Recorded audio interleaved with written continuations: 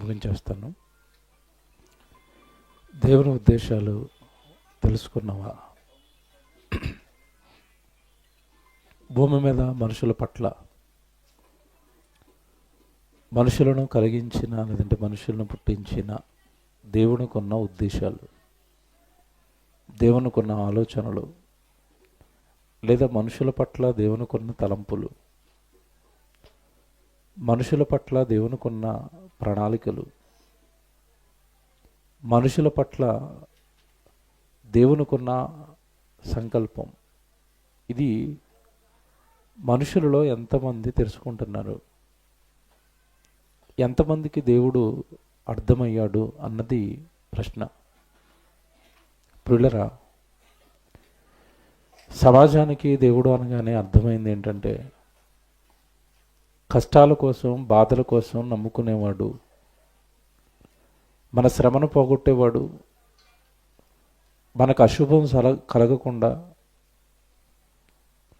మనకు ఎలాంటి ప్రమాదాలు మన దరికి చేరకుండా కాపాడేవాడు అన్నట్టుగానే దేవుడిని అర్థం చేసుకున్నారు.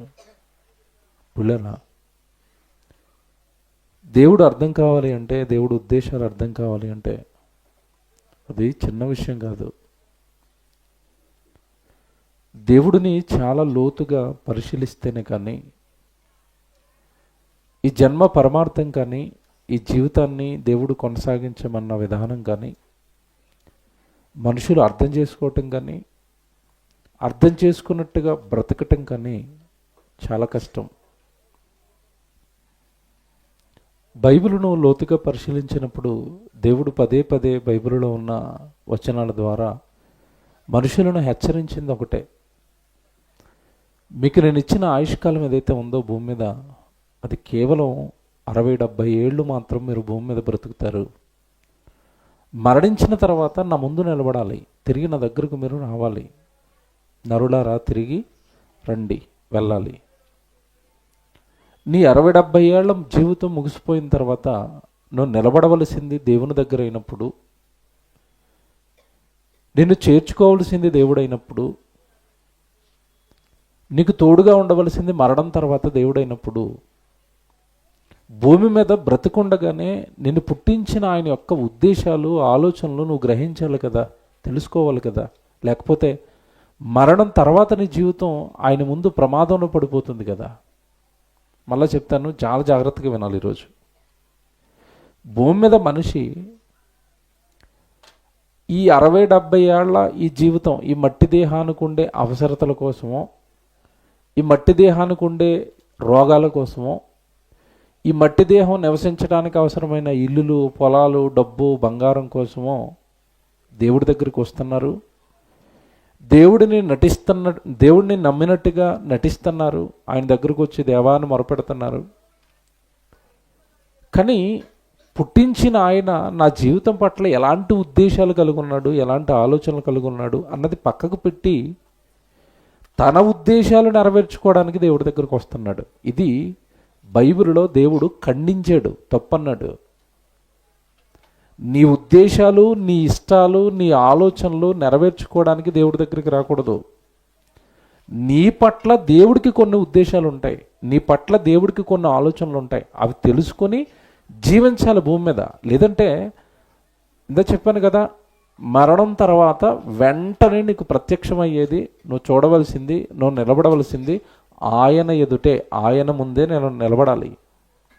అప్పుడు నువ్వు అనుకుంటున్న ఈ ఇల్లు నీ చావుతో పాటు నీతో రాదు, ఈ బంగారం రాదు, ఈ డబ్బు రాదు. అలాగే నువ్వు ఎవరైతే ప్రేమిస్తున్నావో మనుషులు, వాళ్ళెవరూ నీతో రారు. అందరూ మనల్ని సాగనంపుతారు తప్ప ఎవ్వరూ మనతో పాటు రారు. వస్తారా మీరు చెప్పండి? జీవితకాలం అంతా డబ్బు డబ్బు డబ్బు అనుకుని సంపాదిస్తావు, అది ఎవరికో విడిచిపెడతావు, నిన్ను మాత్రం పెట్టిలో పెట్టి సాగనంపుతారు. అంతే కదండి, మానవ జీవితం అంతే కదా. తోడుగా నీతో పాటు వచ్చేది ఏదీ లేదు. చనిపోయిన తర్వాత నేను ఉన్నానండి, వెనకాలే వస్తున్నానని వచ్చేదంటూ ఒక మనుషుడు లేడు. భూమి మీద ఉన్న డబ్బు రాదు, ఇల్లులు రావు. ఒక్క మాటలో చెప్పాలంటే ఈ లోకంలో ఉన్నవేవి కూడా నీతో పాటు రావు. మరణించిన మరుక్షణం నీకు కనపడేది దేవుడు. జీవితాన్ని ఇచ్చాను కదా నీకు, తల్లి గర్భంలో దేహాన్ని కట్టాను కదా, నీకోసం ఇంత అందమైన విశ్వాన్ని చేశాను కదా, నువ్వు నరకంలో పడిపోకుండా పాపపు జీవితంలో నీ పాపాల కోసం నా కుమారుడైన యేసుక్రీస్తుల వారిని బలివేశాను కదా, సిలువలో భయంకరమైన శ్రమలు ఆయన అనుభవించాడు కదా నీకోసం.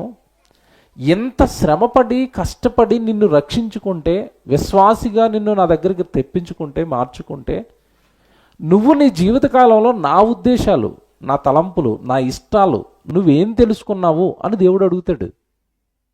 కానీ ఈరోజు సగటు విశ్వాసి క్రైస్తవులు తండోపతండాలుగా దేవుడి దగ్గరికి వెళుతున్నది, ప్రార్థనలు చేస్తున్నది, ఉపవాస ప్రార్థనలు ఉంటున్నది, ఏమండి మోకాళ్ళు వేసి ప్రార్థన చేస్తున్నది, ఇవన్నీ కూడా కేవలం వాళ్ళ ఉద్దేశాలు నెరవేర్చుకోవడానికి. దేవా మాకు ఉద్యోగం, దేవా మా కుమార్తెకు పెళ్ళి, దేవా మాది విదేశీ ప్రయాణం, దేవా మా కేసు కోర్టులో ఉంది, దేవా మాకు పొలాలు. ఇదే కదండి తెల్లవారు లేస్తే సగటు క్రైస్తవ విశ్వాసి ప్రార్థనలు అన్నీ ఇవే. అంటే దేవుడి దగ్గరకు వచ్చి నీ ఉద్దేశాలు, నీ ఇష్టాలు అన్నీ చెప్తున్నావు దేవుడికి. మరి దేవుడి ఉద్దేశాలు నువ్వు ఎప్పుడైనా తెలుసుకున్నావా? ఏంటండి దేవుని ఉద్దేశం అంటే, బైబిల్ తీయండి, ఫిలిప్పీలకు రాసిన పత్రిక. మీరు చాలా జాగ్రత్తగా వచనాలు బైబిల్ చూడాలి, మోసపోకూడదు. దేవుడి దగ్గరకు వచ్చి, బైబిల్ దగ్గరకు వచ్చి, ఏమండి సత్యంలోకి వచ్చి కూడా నువ్వు మోసపోయావంటే ఇక నేను రక్షించేవారు ఉండరు. ఫిలిప్పీలకు రాసిన పత్రిక 1వ అధ్యాయం 30వ వచనం. ఫిలిప్పీలకు రాసిన పత్రిక 1వ అధ్యాయం 30వ వచనం చదువుతున్నారు.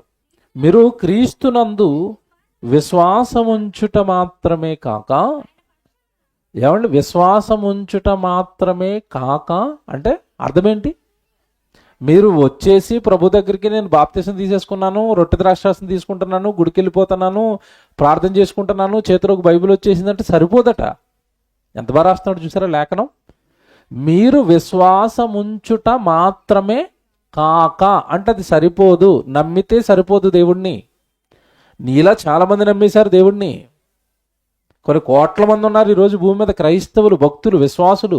వాళ్ళందరికీ దేవుడు ఉద్దేశాలు అర్థమయ్యాయా? నీకు జన్మ ఎందుకు ఇచ్చాడో నీకు అర్థమైందా? నువ్వేం చేయాలో నీకు అర్థమైందా? నిన్ను ఎలా బ్రతకమన్నాడో నీకు అర్థమైందా? ప్రభు దగ్గరకు వచ్చి బైబిల్ చేతుల్లో పెట్టుకుని విశ్వాసం ఉంచిన తర్వాత కూడా ఆయన ఉద్దేశాలు అర్థం కాకపోతే ప్రమాదం. ఆ జీవితానికి కూడా ప్రమాదం ఉంది. విశ్వాసికి కూడా ప్రమాదం ఉంది. ఎంత బాగా రాస్తున్నాడు బైబిల్ అంటే అక్కడ, ఇదిగో మీరు నువ్వు క్రీస్తులోనికి వచ్చిన తర్వాత, ప్రభులోనికి వచ్చిన తర్వాత ఆయన యందు విశ్వాసముంచుట మాత్రమే కాక ఆయన పక్షముగా అంటే దేవుని పక్షముగా శ్రమపడుటయు ఆయన పక్షముగా మీకు అనుగ్రహించబడింది. దేవుని ఉద్దేశాలలో ఇది ఒక ఉద్దేశం. నువ్వు విశ్వాసం ఉంచుట మాత్రమే కాక ఆయన పక్షాన నువ్వేం చేయాలట? శ్రమపడాలి. శ్రమపడుటయు, చూసారా మాట, శ్రమపడుటయు అంటే ఇది ఎందుకు శ్రమ పడమంటున్నాడో మీకు ముందుకెళ్ళేసరికి అర్థమవుతుంది. ఇది మనసులో పెట్టుకోండి, ఓకేనా? క్రైస్తవుడు విశ్వాసం ఉంచుట మాత్రమే కాక ఆయన పక్షాన అంటే క్రీస్తు పక్షాన ఏం పడాలట? శ్రమ పడాలి. ఇప్పుడు మీరు బైబిల్లో యేసుక్రీస్తుల వారు వచ్చిన తర్వాత యేసుక్రీస్తుల వారిని వెంబడించిన వాళ్ళందరినీ అంటే భక్తులను, బైబిల్లో భక్తులుగా పిలువబడిన వారు, భక్తులుగా దేవుని చేత ఏమంటే ఏర్పరచబడిన వారు, భక్తి జీవితాన్ని కొనసాగించిన వారి జీవితాలు మీరు తీసుకోండి ఒకసారి. బైబిల్లో ప్రభువుని నమ్మిన తర్వాత కష్టాలు పడ్డారా, శ్రమలు పడ్డారా, ఈరోజు సోకాల్డ్ బోధ చేస్తున్నట్టుగా సుఖాలు అనుభవించారా? ఇప్పుడు యేసుక్రీస్తుల వారు అంటున్నారు, ఆయన యందు విశ్వాసముంచుట మాత్రమే కాక ఆయన పక్షాన్ని ఏమనుభవించాలట? శ్రమలు. ఇప్పుడు అపోస్తులుడు యేసుక్రీస్తుల వారిని వెంబడించారు కదా, అపోస్తులుడికి శ్రమలు వచ్చాయా, సుఖాలు వచ్చాయా? మీరు బాగా ఆలోచించండి. యాకోబును తల నరికేశారండి కళ్ళ ముందు. నరికారా లేదా? నరికించబడ్డాడు, నరికించి కొన్నాడు దేవుడి కోసం. శ్రమ. స్టెఫన్ గారు రాళ్లతో కొట్టబడ్డారు. పేతురు గారిని అనేక మార్లు జైల్లో వేశారు. తర్వాత వచ్చిన పౌలు గారు ఎన్నో దెబ్బలు తిన్నాడు, ఎన్నోసార్లు జైలు పాలైపోయాడు, ఎన్నోసార్లు వాడపగిలి సముద్రంలో పడిపోయాడు, ఆకలి దప్పికలు అంటాడు, జాగరణాలు అంటాడు. ఇవంతా పెద్ద లిస్ట్ అంతా చెప్పవలసినవి ఇంకనూ అనేకములు ఉన్నాయి. అంటే బాగా వినాలి, క్రీస్తును విశ్వాసముంచుట మాత్రమే కాక ఆయన పక్షాన్ని మీరు ఏమనుభవించాలి? శ్రమలు. ఇది మాట మనకి చెప్తున్నది ఎవరు చెప్పండి? పత్రిక రాసింది ఎవరు? పౌలు గారు ఫిలిప్పీ సంఘానికి రాశారు. బాగా వినండి. పౌలు గారు ఫిలిప్పీ సంఘానికి పత్రిక రాసి మీరు క్రీస్తు పక్షాన శ్రమలు అనుభవించాలని చెప్పిన ఆయన శ్రమలు అనుభవించాడా లేదా? చూసారా? ఆయన చేసి మనతో ఏం చేస్తున్నాడు? మీరు కూడా శ్రమలు పడాలి అంటే దేవుడు ఉద్దేశం. జాగ్రత్తగా వినండి. ఎందుకు వస్తాయి శ్రమలు అనేసరికి చెప్తాను నేను. నువ్వు ప్రభు దగ్గరకు వచ్చిన తర్వాత, బైబిల్ని చేతుల్లోకి వచ్చిన తర్వాత, బైబిల్లో ఉన్న వాక్యాలు విన్న తర్వాత ఆ వాక్యానుసారం నువ్వు జీవిస్తాను అంటే మొట్టమొదట నీ తలుపు తట్టేవి ఏంటి అంటే శ్రమలు, కష్టాలు. ఒక ఉదాహరణ చెప్తాను నేను మీకు. అప్పటి వరకు త్రాగుబోతు, బాగా త్రాగుతున్నాడు అనుకోండి. ప్రభు వాక్యం విని మారిపోయాడు. మారిపోయిన తర్వాత ప్రభులోనికి వచ్చేసాడు. ప్రభులోనికి వచ్చేసిన తర్వాత ఇక నేను మద్యం తాగను, నేను ఇక ఈ అల్లరి చిల్లర పనులు చేయను అంటున్నాడు. అలా అన్నాడు అనుకోండి. అంటే త్రాగుబోతు సడన్గా మంచివాడైపోతే, ప్రభు వద్దన్నాడండి, ప్రభు తాగొద్దు అంటున్నాడు, ఇది మంచిది కాదట, దేహం పాడైపోతుందట, ఇది ప్రభుకు కోపాన్ని రప్పిస్తుందట, కనుక నేను చేయలేను ఈ తప్పు అన్నాడు అనుకోండి.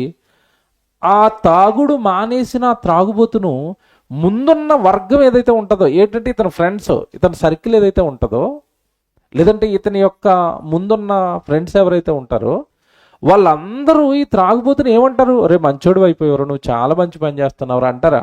మీరు చెప్పండి, అంటారా? వేధిస్తారు, దూషిస్తారు, మాట్లాడుతారు, హేళన చేస్తారు. ఏమండి, రకరకాల ఇబ్బందులు అతను ఎదుర్కొంటాడు. నేను ఎందుకు చెప్తున్నానంటే, ఒక తప్పు చేస్తున్నవాడు, తప్పుడు జీవితాన్ని జీవిస్తున్నవాడు ప్రభులోనికి వచ్చాడు అంటే, ఇదిగో వాక్యం ఇలా చెప్పింది, నేను ఇలా బ్రతుకుతాను అన్నాడు అంటే వెంటనే వాడిని పలకరించేవి ఏంటో తెలుసండి? శ్రమలండి. అలాగే దేవుడి దగ్గరకు వచ్చిన తర్వాత, వాక్యం విన్న తర్వాత, దేవుడు సువార్త పని చేయమన్నాడండి. సువార్త పని చేయాలట, పని చేస్తేనే జీతంగా పరలోకం ఇస్తాడట. బైబిల్లో రాయబడింది, మీరు సర్వలోకానికి వెళ్ళి సర్వసృష్టికి సువార్తను ప్రకటించండి, కనుక నేను సువార్తను ప్రకటిస్తాను అన్నవనుకోండి, వెంటనే నిన్ను చుట్టేసేవి ఏంటో తెలుసా? శ్రమలు. దేవుడి పని చేయటం నిన్ను శ్రమల్లోనికి తీసుకుని వెళ్ళటం.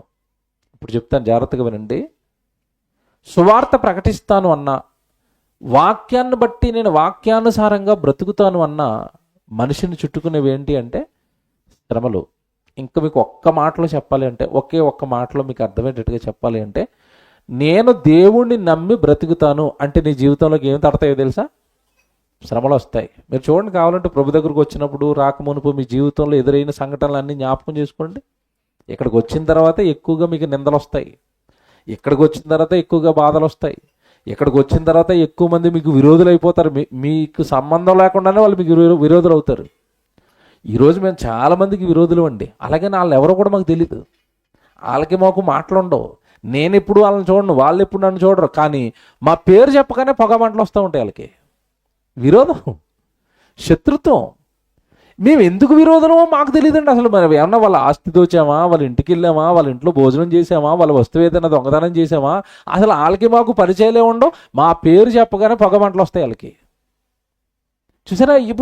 ఇప్పుడు ఎందుకు మేము శత్రువులు అయ్యామంటే వాళ్ళకి మాకు సంబంధం ఏమీ లేదు. బైబిల్లో ఉన్నది ఉన్నట్టుగా చెప్పేసామనుకోండి, అదిగోవండి రానివ్వకండి, వాళ్ళు మంచోళ్ళు కాదు, వాళ్ళ బోధ మంచిది కాదు, ఇలా ఉంటాయి మా మీద. అంటే విశ్వాసులకి బైబిల్లో ఉన్నది ఉన్నట్టుగా చెప్పేసామనుకోండి, వాళ్ళకి నిజాలు తెలిసిపోతాయి. నిజాలు తెలిసిపోతే, అయ్యో బైబిల్లో ఇలా ఉంది కదా, నువ్వు ఇలా ఎందుకు చెప్తున్నావు అని ఎక్కడ అంటారు అని ఇండైరెక్ట్గా మా మీదండి ఒక యుద్ధమే చేస్తూ ఉంటారు వాళ్ళు. మా కార్లు పగలు కొట్టేస్తారు. ఏమండి, నేను ఒక చోట సువార్తకి వెళ్తే అక్కడ ఒక సంఘం ఉంది. ఆ సంఘానికి, ఆ సంఘంలో సంఘస్థులకి, ఆ పాస్టర్ గారికి మా బోధ నచ్చలేదు. 3 రోజుల మీటింగ్, కోపంతో రగిలిపోతున్నాడు. ఏం చేయాలో తెలియకండి వెనకాల కారు లైట్ పగలు కొట్టించేశారు. నా కారుకు లైట్ పగిలిపోయి ఉంటుంది. అప్పటి నుంచి వేయట్లేదండి, అది అందరికీ చెప్పాలని సాక్ష్యం ఉండాలి కదా. నా కారు పగలు కొట్టేశారని వేయించట్లేదు అది. ఇప్పుడు నేను వాళ్ళని ఏం చేసినట్టు, వాళ్ళు నేనేం చేయలేదు, బైబిల్లో ఉన్నది చెప్పాను అంతే. మా మీద కక్ష, పగ అంటే మీకు ఏం అర్థం అవ్వాలి? దేవుడి చిత్తానుసారంగా లేదా లేఖనానుసారంగా బైబిల్లో ఉన్నదన్నట్టుగా నువ్వు బ్రతుకుతాను అంటే నీ చుట్టూ ఏమి ఏర్పడతాయట? శ్రమలు. ఇప్పుడు చెప్తాను, దేవుడు ఉద్దేశం ఇది. మన వాళ్ళు జాగ్రత్తగా వినాలి. ఇది దేవుడి ఉద్దేశం అని నీకు తెలిసిపోయిన తర్వాత ఆ ఉద్దేశాన్ని నువ్వు నెరవేర్చడానికి నీ జీవితంలో చాలా కష్టాలు పడాలి. ఇది నా మాట కాదు, బైబిల్లో మాట చూపిస్తాను. యెషయా గ్రంథానికి రండి, బాగా రాసుకోండి ఇవన్నీ. యెషయా గ్రంథం 53వ అధ్యాయం 10వ వచనం చదువుదాం. యెషయా గ్రంథం 53వ అధ్యాయం 10వ వచనం.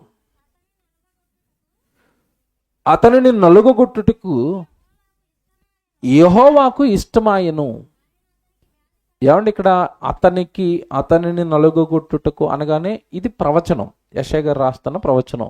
ఇది ఎవరి గురించి రాయబడుతున్న ప్రవచనం అంటే యేసుక్రీస్తుల వారి గురించి రాయబడుతున్న ప్రవచనం. అంటే క్రీస్తుకు పూర్వం 700 సంవత్సరాల క్రితమే, యేసుక్రీస్తుల వారు పుట్టక మునిపే, పుట్టిన తర్వాత యేసుక్రీస్తుల వారు ఎన్ని శ్రమలు పడతాడో ముందుగానే ప్రవక్త చెప్పాడు. ఇక్కడ ప్రవక్త చెబుతూ ఏమంటున్నాడు? అతన్ని నలగగొట్టుటకు యెహోవాకు ఇష్టమాయెను, ఆయన అతనికి వ్యాధి కలుగజేసెను, అతడు తన్ను తానే, చూసారా, అతడు తన్ను తానే అపరాధ పరిహారార్థ బలి చేయగా అతని సంతానము చూచును, అతడు దీర్ఘాయుష్మంతుడగును, యెహోవా ఉద్దేశము అతని వలన సఫలమగును అన్నాడు. ఇది పట్టుకోవాలి మీరు. నేను ఎలా చదువుకుంటానండి బైబిల్, ప్రతి పదాన్ని పట్టుకుని చదువుకుంటాను. బైబిల్ చదువుకుంటున్నప్పుడు ఇక్కడ నేను ఆగిపోయాను. ఏంటి అంటే, భూమి మీద దేవుని ఉద్దేశం నెరవేర్చబడాలి. దేవుని ఉద్దేశం భూమి మీద నెరవేరాలి. ఆ నెరవేర్చడానికి ఒక ఆయన వస్తున్నారట. ఎవరు? యేసుక్రీస్తుల వారు. ఆ యేసుక్రీస్తుల వారు దేవుని ఉద్దేశం నెరవేర్చటానికి చాలా బాధలు పడతాడట. అదేనా రాస్తున్నాడు ప్రవక్త? మళ్ళా చదువుతారా? అతనిని నలుగగొట్టుటకు యెహోవాకు ఇష్టమాయెను, ఆయన అతనికి వ్యాధి కలుగజేసెను, అతడు తన్ను తానే అపరాధ పరిహారార్థ బలి చేయగా అతని సంతానం చూచును, అతడు దీర్ఘాయుష్మంతుడగును, యెహోవా ఉద్దేశము అతని వలన. అంటే భయంకరమైన శ్రమలు, శిలువ యాగం యేసుక్రీస్తుల వారు అనుభవిస్తేనే దేవుని ఉద్దేశం భూమి మీద ఏమవుతుందట? సఫలం. పట్టుకోవాలి ఇది మీరు. అంటే దేవుడు ఉద్దేశాలు, అంటే దేవుడు కోరుకున్నట్టుగా, దేవుడు కోరుకున్నవి భూమి మీద జరగాలి అంటే ఆ జరిగించే వ్యక్తి జీవితంలో అతన్ని చుట్టుముట్టేసేవి ఏంటి అంటే శ్రమలు. ఇప్పుడు మాట్లాడుతానండి, యేసు ప్రభుని అన్ని శ్రమలు చుట్టువేయడానికి యేసు ప్రభు ఏమైనా పాపం చేశారా? తప్పు చేశారా? నేరం చేశారా? మీరు బాగా ఆలోచించాలి. మరి ఏ తప్పు లేని ఆయనకి ఎందుకండి శిలువయాగం? ఏ తప్పు ఆయన చేయని ఆయన కాళ్ళల్లో మేకులు ఎందుకు వేశారు? చేతుల్లో మేకులు ఎందుకు వేశారు? మొల్ల కిరీటం ఎందుకు పెడుతున్నారు? అన్ని శ్రమలు ప్రభుకి ఎందుకు వచ్చాయంటే దేవుని ఉద్దేశం నెరవేరాలి అంటే యేసుక్రీస్తుల వారి జీవితంలో ఏమొస్తాయి? శ్రమలు వస్తాయి. ఇందాక మీరు ప్రారంభంలో చదువుకున్న వచనం ఏంటి?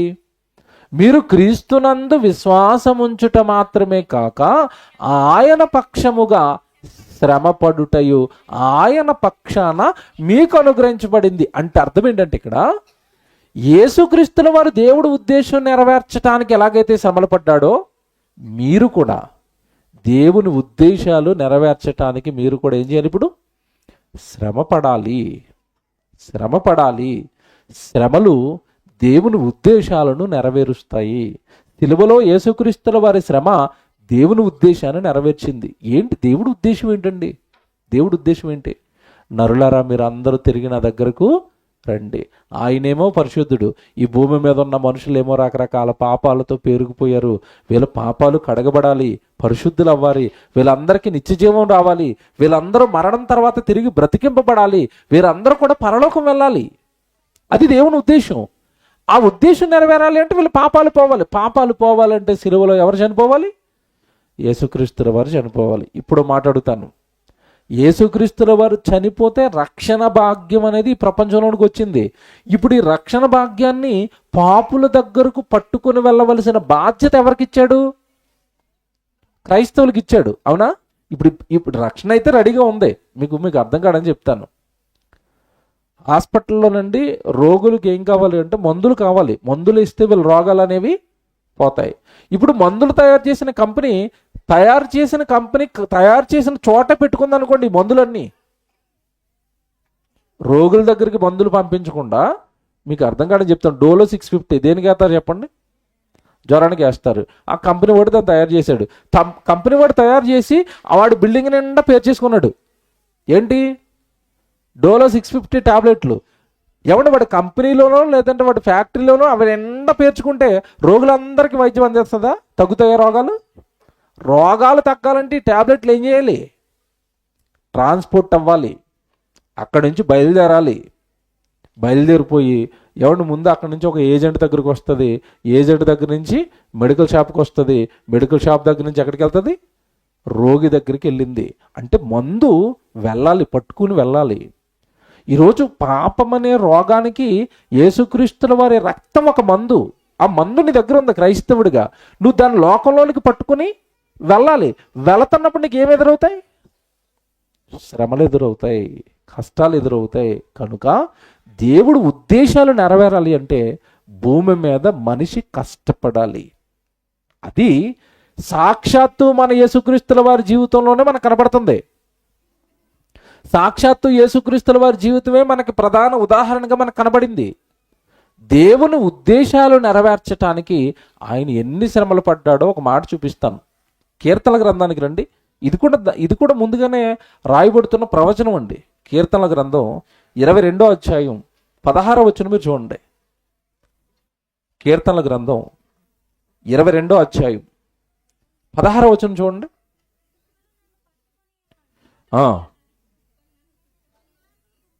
దుర్మార్గులు గుంపు కూడి నన్ను ఆవరించి ఉన్నారు. వారు నా చేతులను నా పాదములను పొడిచి ఉన్నారు. దేని పొడి చేశారట? నా చేతులను నా పాదములను పొడి చేశారు. దేంతో పొడిచారు? సూదులతోనా? మేకులండి, పెద్ద పెద్ద మేకులతో పొడి చేశారండి కాళ్ళను, చేతులను. ఎందుకు పొడుస్తున్నారట చెప్తాడు చూడండి. వాళ్ళు నా కాళ్ళను నా చేతులను పొడి చేశారు. నా ఎముకలన్నీ నేను లెక్కింపగలను. వారి నిదానించుచు నన్ను తేరి చూచుచున్నారు. నా వస్త్రములు వారు పంచుకొనుచున్నారు. నా అంగీ కొరకు. ఇవన్నీ ఎవరి గురించి అంటే చెప్పబడుతున్నాయి? యేసు గురించే. చేతుల్లోనూ కాళ్ళల్లోనూ మేకులు వేశారట, ముళ్ళ కిరీటం పెట్టారట. నా ఎముకలు కనబడుతున్నాయంటే అర్థం ఏంటంటే ఆయన శరీరాన్ని అంత బలహీనంగా మార్చేశారండి. రక్తం అంతా కారిపోయేటట్టుగా చేశారండి. ఎవరి చర్మం అంతా కూడా తూట్లుగా గాయాలు చేసేసారు. నా ఎముకలు కనబడిపోయేంతగా నన్ను హింసించారు, బాధ పెట్టారు అంటున్నాడు.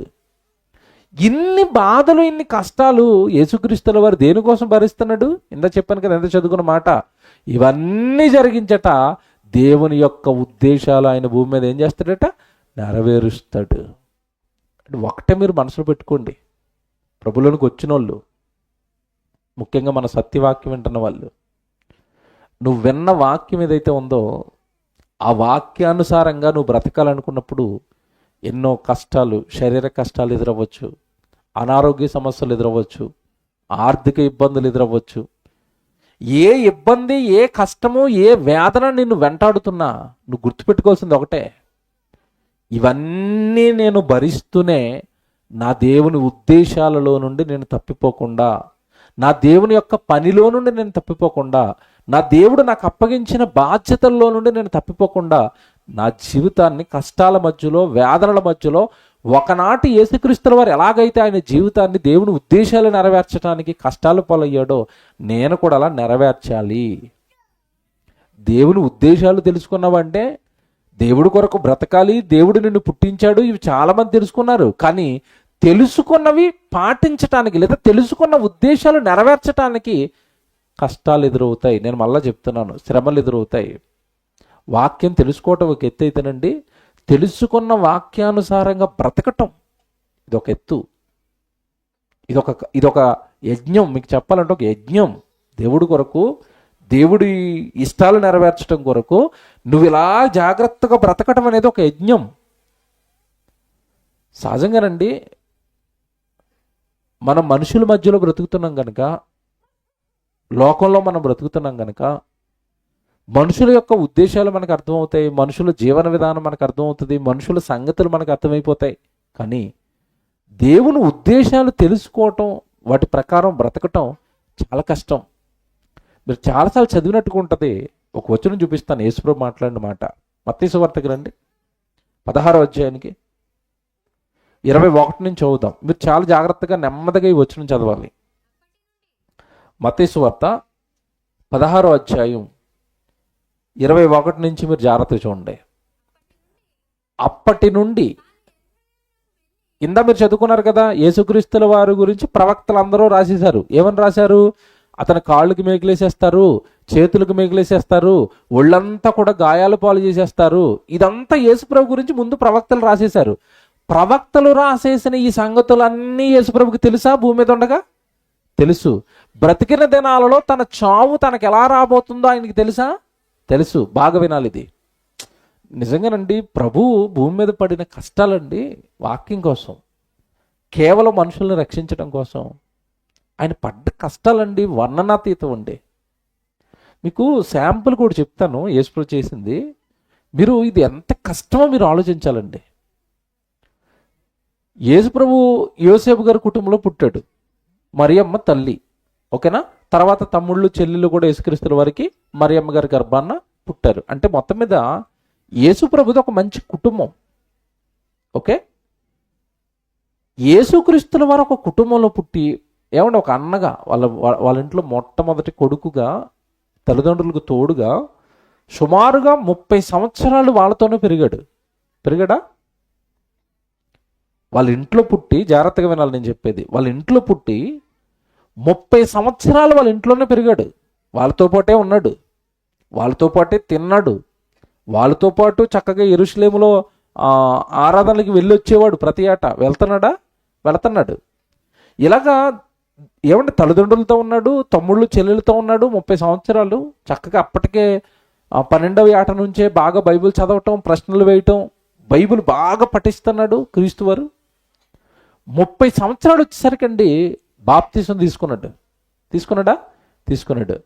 బాప్తీసం తీసుకున్న తర్వాత ఇంటికి వచ్చాడా? ఎక్కడికి వెళ్ళిపోయాడు చెప్పండి? ఎక్కడికి వెళ్ళిపోయాడు? ఇంటిని విడిచిపెట్టాడా లేదా? నా వైపు చూడాలి, అందరూ అడగాలి. అందరిని అడుగుతాను ప్రశ్న. బాప్తిస్మం తీసుకున్న తర్వాత దేవుడు ఉద్దేశం నెరవేర్చబడాలి, దేవుడు వాక్యం ప్రజలకు తెలియాలి అని ఇంటిని విడిచిపెట్టాడు. ఇంటిని విడిచిపెట్టడం అంటే తల్లిని, తండ్రిని, స్వగ్రామాన్ని, పెరిగిన ఆ చుట్టుపక్కల ఎవరైనా ఫ్రెండ్స్ ఉంటే వాళ్ళని, ఎవరి బంధువులను, తర్వాత ఇంట్లో ఉన్న తమ్ముళ్ళను, చెల్లెళ్ళను అందరినీ వదిలేసి సువార్త చెప్పడానికి వెళ్ళిపోయాడా? నేను ఒక ప్రశ్న అడుగుతానండి. దేవుడి కోసం సొంత ఇంటిని, సొంత వాళ్ళను, పనిని, అక్కడ ఉన్న బంధాలను అన్నీ తెంచుకుని మీలో ఎవరు వస్తారు చెప్పండి సువార్తకి? నేను తిరుగుతాను, నాతో పాటు ఎవరు వస్తారు చేయొద్దండి? ఒక్క చేయలేకదు. కుటుంబాన్ని, పిల్లలని, నీ గ్రామాన్ని, నీ పనిని అన్ని విడిచిపెట్టి వచ్చేస్తావా? అడగండి, ఎవరినైనా వస్తారా? ఆదివారం గుడికి రావడమే కష్టం, 1 గంట. ఈలోపు మధ్యలో ఎక్కడైనా బైబిల్ తరగతులను, ప్రార్థనలను వరుసగా పెట్టారంటే ఇంక విసుక్కుంటారు. ప్రతిరోజు పెట్టేస్తున్నారు ఏంటండి?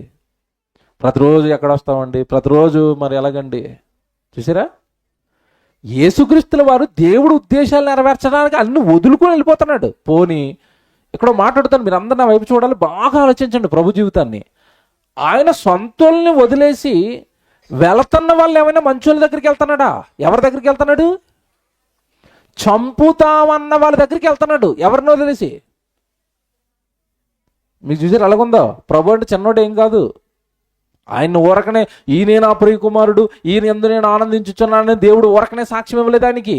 స్వగ్రామాన్ని, సొంతల్ని విడిచిపెట్టండి, దూషిస్తున్న వాళ్ళకి, ద్వేషిస్తున్న వాళ్ళ దగ్గరికి వాక్యం చెప్పడానికి, వాళ్ళతో పాటు ఉండడానికి వెళ్తున్నాడు. ఎవరైనా ఇలా చేయగలరండి? మీరు చెప్పండి, ఇలా చేయగలరండి ఎవరైనా?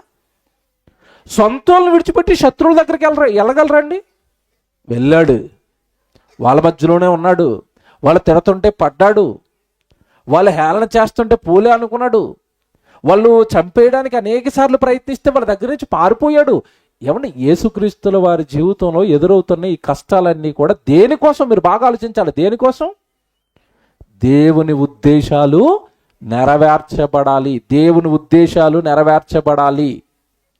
దేవుడి ఆలోచనలు నెరవేర్చబడాలి. దేవుడి ప్రణాళికలు నెరవేర్చబడాలి. ప్రియులరా, ఇప్పుడు మనం బాగా బైబిల్ గురించి ఆలోచించగలుగుతుంటే, ఇందా మీరు చదువుకున్న మాట, ఇదిగో నేను యెరూషలేముకి వెళ్ళిపోతాను, ముందే చెప్పేస్తున్నాడు. యెరూషలేముకి వెళ్ళిపోతాను, పెద్దల చేతను, శాస్త్రుల చేతను, ప్రధాన యాజకుల చేతను నేను అనేక హింసలు పొందుతాను. నెక్స్ట్ నన్ను హింస పెట్టడమే కాదు, చివరికి నన్ను వాళ్ళు ఏం చేస్తారు? చంపేస్తారు. అంటే సొంత ఇంటిని విడిచిపెట్టి ఎవరి దగ్గరికి వెళ్తున్నాడు నాకు చెప్పాలా? చంపే వాళ్ళ దగ్గరికి వెళ్తున్నాడు. మీరు మియాపూర్ వెళ్తే మిమ్మల్ని చంపేయడానికి అక్కడ 10 మంది ఉన్నారని మీతో ఎవరైనా చెప్పారనుకోండి, మియాపూర్ వెళ్తారా మీరు? అసలు ఆ దరిదాపులు కూడా నాకు సంబంధం లేదని ఇటు తిరుగుతారు ఇక. అంతే కదండి.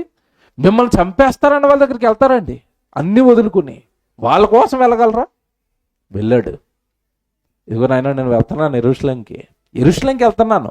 వాళ్ళు నన్ను హింసలు పెడతారు, గాయాల పాలు చేస్తారు, ఉమ్మి వేస్తారు, చివరికి నా బట్టలు చింపేస్తారు, నా బట్టల కోసం చిటీలు వేసుకుంటారు, అవమానిస్తారు, హేళన చేస్తారు.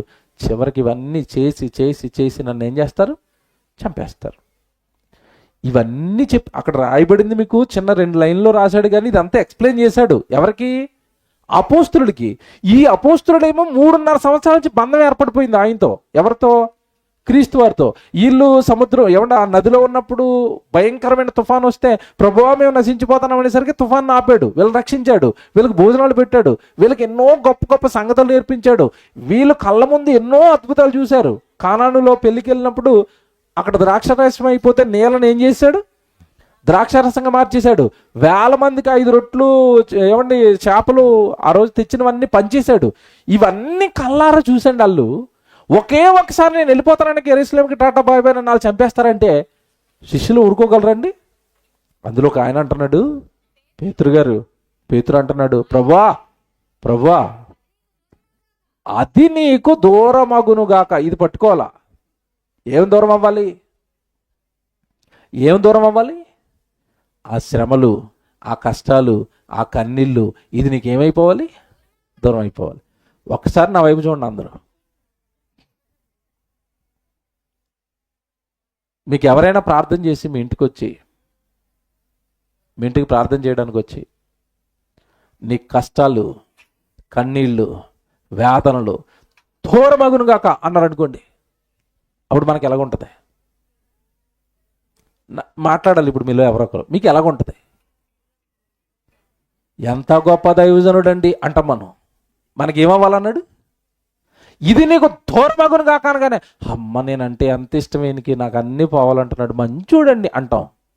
యేసుప్రభుకి పేతురు గారు అలాగే అంటున్నాడు, ఇది నీకు దూరమగును కాక అని. పేతురు అంటే ఇలా చూసి, ఎంత గొప్ప దైవజనుడు పేతురు, ఎంత ఎత్తిగెదిగా అన్నాడు యేసుప్రభు. ఏమన్నాడు తెలుసా?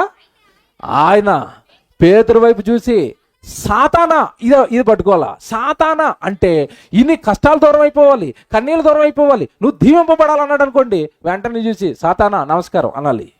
అంటారా క్రైస్తవులు?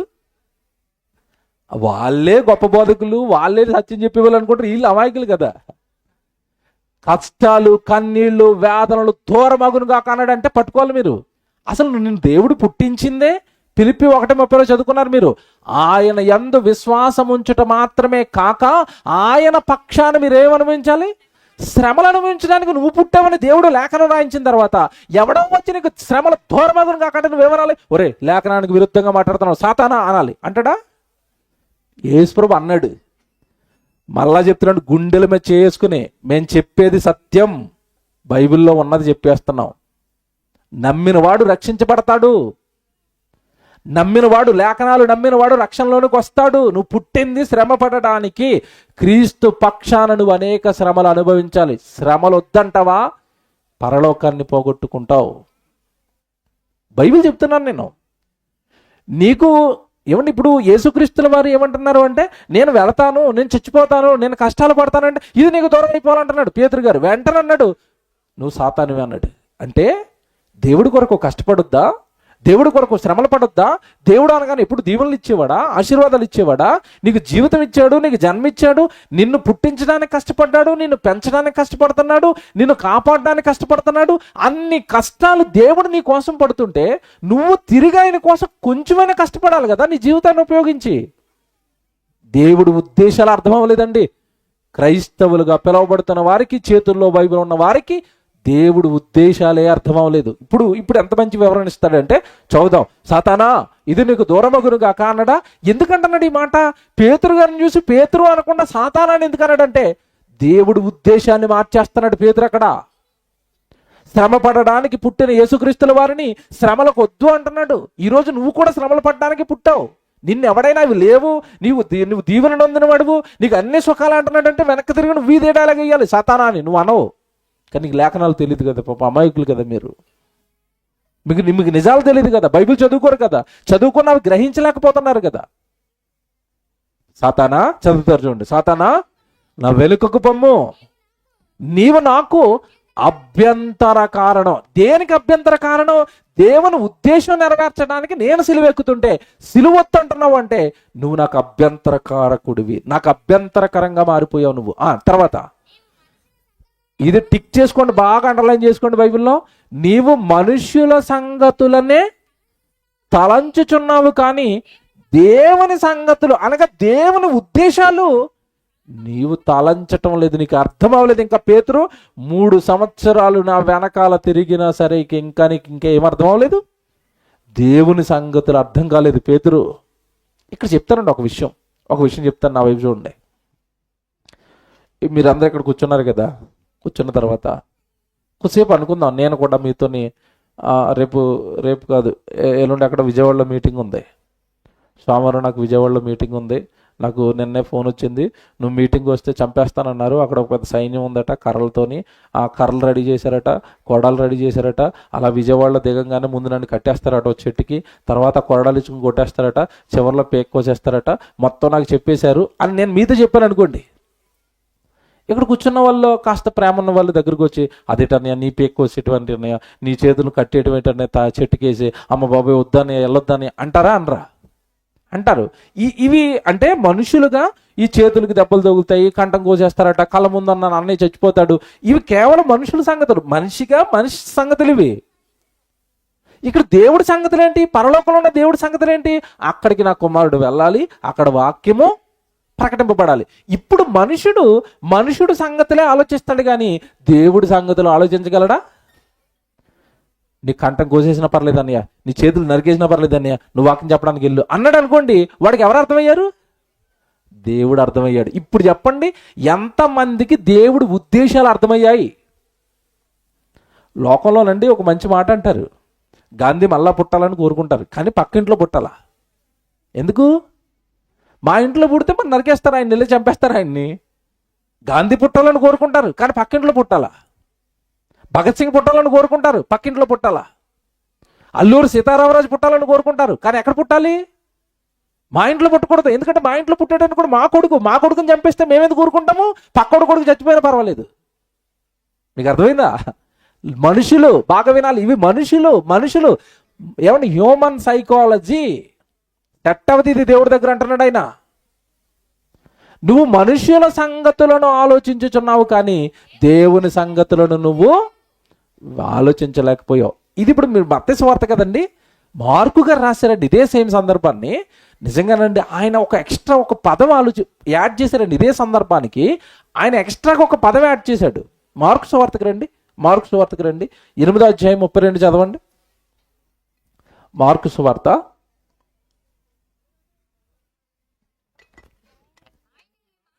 8వ అధ్యాయం 32వ వచనం. ఆయన ఈ మాట బహిరంగంగా చెప్పాను. పేతురు ఆయన చేయిని పట్టుకుని ఆయన్ని గద్దింపసాగాను. ఏమండి, పేతురు గారు వద్దండి అంటున్నాడా, గద్దిస్తున్నాడా? ఎవరిని గద్దిస్తున్నాడు? మరి పడవలో ఉన్నప్పుడు సముద్రాన్ని గద్దించవచ్చు కదా అక్కడ. ఎప్పుడు వీళ్ళ మీదకి తుఫాను వచ్చినప్పుడు యేసుప్రభువుని ఏమన్నారు? ప్రభా మీరు నశించిపోతాను, నీకు చింత లేదని నిద్రపోతున్నాయని లేకొట్టేశారు. అక్కడ సముద్రాన్ని గద్దించారా? తుఫాను గద్దించారా? అయ్యవ్వో ఇక్కడ ఎవరిని గద్దిస్తున్నారు? అదే అలాగెలా వెళ్ళిపోతావు యేసుప్రభు? నువ్వు అలాగెలా వెళ్ళిపోతావు? నువ్వు అలాగెలా చచ్చిపోతావు? మాతో ఉండాలి కదా, మాతో తిరగాలి కదా. గద్దిస్తున్నాడా పేతురు? ఇప్పుడు చూడండి యేసుక్రీస్తుల వారు ఏమంటున్నారు చూడండి. అందుకు యేసుక్రీస్తుల వారు శిష్యుల వైపు తిరిగి వారిని చూచి, సాతానా వెనకకు పొమ్ము, నీవు, ఇది అండర్లైన్ చేయండి ఇక్కడ, నీవు మనుషుల సంగతులను మనస్కరించుచున్నావు. మనసులోకి ఎక్కిపోయాయి. ఎవరి సంగతులు ఎక్కిపోయాయి? మనుషుల సంగతులు మనసులోకి ఎక్కిపోయాయి. జాగ్రత్తగా వినాలి. ఏం బైబిల్ అండి, ఏం రైటింగ్ అండి బైబిల్లో. మనుషుల సంగతులట మనసులోకి ఎక్కిపోయినాయట, మనసులో కూర్చున్నాయట. ఏ సంగతులు కూర్చున్నాయి మనసులో? మనుషుల సంగతులు. నెక్స్ట్ ఏమంటున్నాడు చూడండి అక్కడ, కానీ దేవుని సంగతులు మనస్సుకు ఎక్కటం లేదు. అంటే దేవుడి ఉద్దేశాలు మనసులోకి ఎక్కటం లేదు. ఒకడు అక్రమ సంబంధం పెట్టుకున్నాడు, భార్య బాధపడుతుంది. చాలామంది వెళ్ళి దైవజనులు, తప్పురా, ఇది దేవుడి దృష్టికి అసహ్యము, భార్యను విడనాడిన వాడు నాకు అసహ్యం అన్నాడు, భార్యను విడనాడి ఇంకొకరిని పెళ్లి చేసుకుంటే అది వ్యభిచారం అన్నాడు అని ఇవన్నీ చెబుతుంటేనండి ఇలా చూస్తున్నాడు. మీరు ఎన్నైనా చెప్పండి రా, దేవుడి సంగతులు నా మనసులోకి ఎక్కవు. ఎందుకంటే అక్రమ సంబంధం, లేదంటే ఒక పాపం, లేదా ఒక మనుషులు చెప్పారట ఎవరో, ఏంటంటే ఏమన్నా విడాకులు తీసుకున్న పర్వాలేదు, 2 పనులు చేసుకోవచ్చు అని ఇంకెవరో చెప్పారట. ఆ మనుషులు చెప్పిన సంగతులు మనసులోకి ఎక్కిపోయినాయి. ఇప్పుడు దేవుడి సంగతులు చెప్తుంటే లోపలికి వెళ్తున్నాయా? వెళ్ళటం లేదు. యేసులో ఎంత బాగా విడగొడుతున్నాడంటే, పేతురు నీవు మనుషుల సంగతులు మనస్కరించావు, మనసులో పెట్టేసుకున్నావు, కానీ దేవుని ఉద్దేశాలు, దేవుని సంగతులు మనస్సులోకి రావటం లేదు. ఇది నాకు అండి నిజంగా దేవుని ఉద్దేశాలు మనసులోకి రావా? వస్తాయా? నా వైపు చూడండి అందరూ. దేవుని ఉద్దేశాలు మనసులోకి వస్తాయా? మనసులో ఉంటాయా? ఎప్పుడు మదిలో దేవుడి ఉద్దేశాలే ఉంటాయా? ఎవరికైనా ఉంటాయండి? మనుషులు ఉంటాయా, దేవుడి ఉంటాయా? ఒక సంగతి గురించి మనుషులు ఏదని చెప్తేనండి, మీకు ఎలా చెప్పాలని అర్థం అవుతుంది, ఉదాహరణ కూడా స్ట్రైక్ అవ్వట్లేదు. ఒక సంగతి గురించి మనుషులు ఎవరైనా చెప్పారనుకోండి, అవి మనసులో ఉంటాయండి. అదే సంగతి గురించి దేవుడు చెప్తాడు గుళ్ళో, అవి మనసులో ఉంటాయండి? ఉండవు. మీకు ఒక ఉదాహరణకి పోనీ స్ట్రైక్ ఏం చెప్తాను, అర్థం చేసుకొని ట్రై చేయండి. మన గర్భాన్ని పుట్టిన పిల్లలు ఉన్నారు. మన పిల్లల కోసం లోకం ఏం చెప్తుంది? పిల్లల్ని బాగా చదివించుకోవాలి, పిల్లలకి మంచి మంచి ఉద్యోగాలు రావాలి, పిల్లలు మంచి మంచి స్థితిలో చెప్పండి, మంచి మంచి స్థితిలో వాళ్ళు ఉండాలి, ఉద్యోగాలు చేయాలి, బాగా మంచి మంచి జీతాలు సంపాదించాలి. పిల్లల కోసం ఎవరు చెప్పిన సంగతులు ఇవి? మనుషులు చెప్పిన సంగతులు. ఇప్పుడు అదే పిల్లల కోసం దేవుడు చెప్పిన సంగతులు చెప్పండి నాకు ఒకటి. పిల్లల కోసం దేవుడు చెప్పింది చెప్పండి. అబ్బే, పిల్లల్ని ఏం చేయమన్నాడో యాజ్ ఇట్ ఈజ్గా చెప్పండి. యవ్వన కాలమున పుట్టిన పిల్లలు బలవంతుడైన దేవుని చేతిలోని బాణం. అంటే ఆ పిల్లడు ఎవరికి బాణంగా మారాడని కోరుకున్నాడు దేవుడు? నాకు బాణంగా చెయ్యండి రా అని దేవుడు కోరుకున్నాడు. మనమేమో ఈ బాణాన్ని పట్టుకెళ్ళి ఎవరికి అప్పగించాం? నారాయణకి, చైతన్యకి అప్పగించాం. దేవుడికి బాణం అవ్వాల్సిన వాడు ఇక్కడ నారాయణకి బాణం అయ్యాడు. నారాయణ గట్టిగా రుద్దాడు అనుకోండి, ఇంకా ప్రెజర్ తట్టుకోలేక పైన దూకేస్తున్నాడు. చివరికి అపవాదికి బాణం అయ్యాడు, చచ్చి నరకానికి బాణం అయ్యాడు. మీకు అర్థమైందా? అంటే దేవుని ఉద్దేశం బాగా వినాలి. పిల్లల కోసం దేవుడు చెప్పింది ఒకటే, అవి నరనరాన్న ఉంటాయండి తల్లిదండ్రుల మనసులో. చదువు అసలు సహించరండి, చదువు పాడైపోతుందన్న, పిల్లలకి ఏమైనా లోకం లేదన్న ప్రాబ్లం అవుతుందన్న అసలు సహించుకోలేరు, అల్లాడిపోతూ ఉంటారు. వాళ్ళని అడిగేస్తారు సలహా, వీళ్ళని అడిగేస్తారు. అసలు హడావుడి చూడాలండి బాబు, పిల్లల కోసం లోక సంబంధమైన వాటి కోసం హడావుడి చేస్తారంటే తెగ హడావుడి చేస్తారండి. వాడికి సరిగా వాక్యం అర్థం అవటం లేదు, వాడు సరిగా బైబిల్ చదువుకోవటం లేదు, వాడు సరిగా ప్రార్థన చేయటం లేదు. ఏ తల్లిదండ్రులైనా అల్లాడిపోతారా? భయపడిపోతారా? కంగారు పడిపోతారా? అందరితోనూ మా పిల్లోడు ఇలాగ అయిపోతున్నాడని బాధపడిపోతారా? పడతారండి? అంటే ఇక్కడ మీరు బాగా అర్థం చేసుకోవాల్సింది ఏంటంటే, పిల్లల విషయంలో మనుషులు చెప్పిన సంగతులు మనసులో మనస్కరించాయి, కానీ దేవుడు చెప్పిన సంగతులు ఇప్పుడు మీరు పట్టుకోవాలి ఈ రాత్రి బలంగా. అంటే దేవుడి దగ్గరకు వస్తూ కూడా దేవుని ఉద్దేశాలు మనస్సులోనికి వెళ్ళటం లేదు, చెవుల్లోకి వెళ్తున్నాయి, చూపు వరకు వెళ్ళాయి. చూస్తున్నారు లేఖనాలు, ఎలాగా బైబిల్ తెరిచి అందరూ చూస్తున్నారు, చెవుల వరకు వింటున్నారు. మనస్కరిస్తున్నాయా? దేవుని ఉద్దేశాలు మనసులో కూర్చుంటున్నాయా? ఖచ్చితంగా వాక్యంలో దేవుడు ఇది చెప్పాడంటే నేను ఇది చెయ్యాలండి, నా పిల్లల్ని ఇలా మార్చాలండి, నా పిల్లల్ని ఇలా నిలబెడతానండి, ఎన్ని కష్టాలు వచ్చినా ఎవడేమన్నా సరే నా పిల్లల్ని దేవుడికే నిలబెడతానండి అనమనండి, అంటారా? మనుషుల సంగతులు కూర్చున్నంత గొప్పగా మనసులో దేవుడి సంగతులు కూర్చోవట. చాలా బాధపడ్డాడు యేసుక్రీస్తుల వారు. దేవుని ఉద్దేశాలు నెరవేర్చడానికి నేను కష్టపడతానంటే ఎందుకు మీరు ఆపేస్తున్నారు అన్నాడు. పిల్లరా, దేవుని ఉద్దేశాలు నెరవేరాలి అంటేనట, దేవుడు చెప్పబడుతున్న తన ఉద్దేశం మనకి చెప్పబడుతున్నప్పుడట ఒక్కసారి నెమ్మదిగా మనం ఆలోచించాలట. నేను వాక్యపట్నం జరిగించింది అదే. సామెతల గ్రంథం చదవండి. సామెతల గ్రంథం 20వ అధ్యాయం 18వ వచనం చూడండి. సామెతల గ్రంథం 20వ అధ్యాయం 18వ వచనం.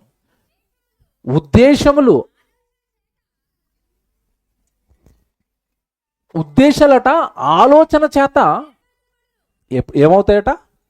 స్థిరపరచబడతాయి. అంటే దేవుని ఉద్దేశం ఇది అని దేవుడు నీకు చెప్పినప్పుడట ఆ ఉద్దేశాన్ని నువ్వేం చేయాలట?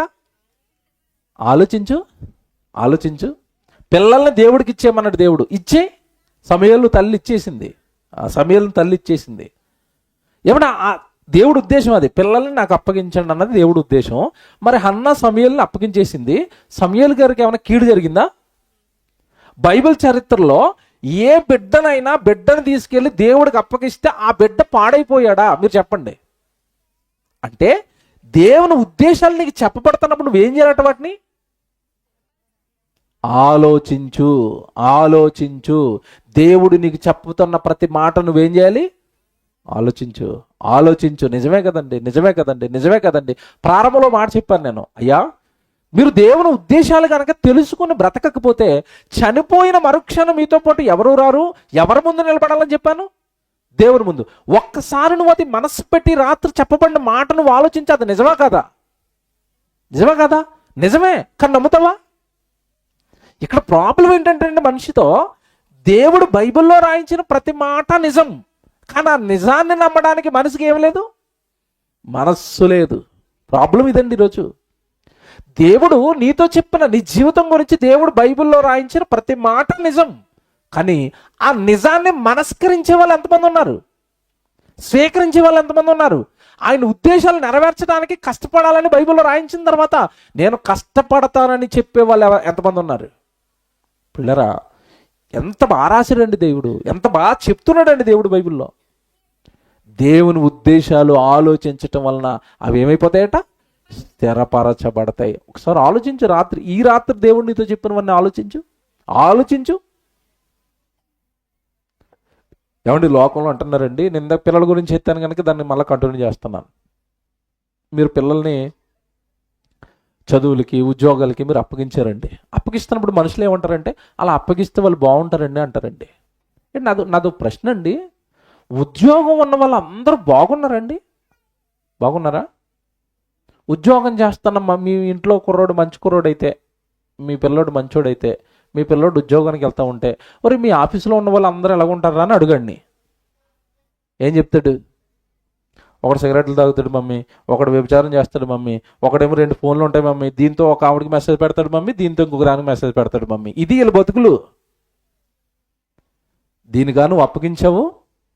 నేను మాట్లాడుతాను, వాడికి నెలసరికి జీతం పడుతుంది, డబ్బులు ఉన్నాయి, తిండి బాగుంది, మంచి బట్టలు వేసుకుంటున్నాడు, చచ్చిపోయి ఎక్కడికి వెళ్తాడు? మీరు చెప్పాలి ఇప్పుడు నాకు. చచ్చిపోతే ఎక్కడికి వెళతాడు? నరకానికి. ఇంతకీ నువ్వు వాడికి చేసిన మేలేంటి? చదువు పేరుతో, ఉద్యోగాల పేరుతో నువ్వు వాడికి చేసిన మేలేంటి? మంచి బట్టలు ఇచ్చావు, లేదా ఒక కారు ఇచ్చావు, లేదా ఒక ఇల్లు ఇచ్చావు, కానీ అంతిమంగా వాడి ఆత్మను మాత్రం ఎక్కడ పంపించావు? నరకానికి. దేవుడి ఉద్దేశాలు ఒక్కసారి నువ్వేం చేయాలట? ఆలోచించు. బాగున్నాయా? ఎంత క్లారిటీగా క్రిస్టల్ క్లియర్గా ఉన్నాయి చూడండి దేవుడి ఉద్దేశాలు, దేవుడి మాటలు. పిల్లరా, దేవుడి ఉద్దేశాలు ఎరిగావా? తెలుసుకుంటున్నావా? ఆలోచిస్తున్నావా? వాటిని స్థిరపరచాలని ఏమైనా స్ట్రాంగ్గా నిర్ణయాలు తీసుకుంటున్నావా? దేవుడి ఉద్దేశాలు నా జీవితానికి ఏవైతే ఉన్నాయో అవన్నీ నేను నెరవేరుస్తానండి. నిర్ణయించుకో, నిర్ణయాలు తీసుకో, బ్రతకడం ప్రారంభించు.